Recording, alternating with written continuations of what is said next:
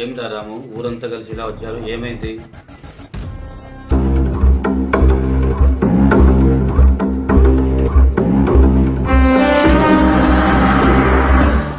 ఏమైందిరా రాము, ఏమైంది చెప్పండి రా. ఎవరొకరు ఎందుకంత బాధగా ఉంటారు మీరంతా?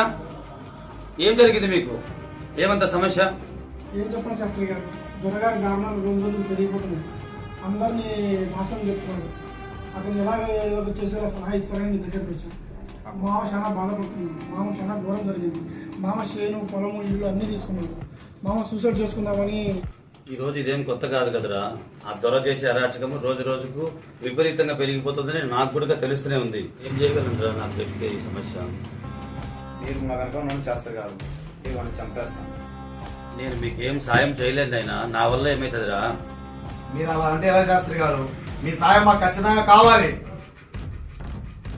మీరే అలా అంటే ఎలా శాస్త్రి గారు? వాడు చేసే అరాచకాలు అంతా ఇంత ఉన్నాయో. మీరు లేకుండా అవన్నీ మేమేం చేయలేము. మీ సాయం మాకు ఖచ్చితంగా కావాలి శాస్త్రి గారు. మీరు దయచేసి మాకు. తప్పదు శాస్త్రి గారు, తప్పదు, మనం చేయాలా. మీ అందరి బాధ చూడలేక నేను ఒప్పుకుంటాండా వాడిని చంపడానికి. మీ అందరితో పాటు నేను కూడా సిద్ధంగా ఉంటా. చెప్పా కదా, మీరందరూ కూర్చోండి. అట్లా. సరే, వాడిని ఏ విధంగా అంతమంది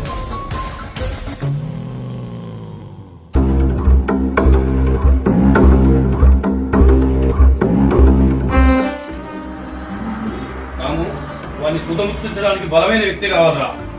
శాస్త్రి గారు ఉన్నాడు. కూడా మట్టి కనిపించే మనగాడు ఒకడు ఉన్నాడు. అంత మనగాడు ఎవడరా? పిలిపించవని. ఓకే.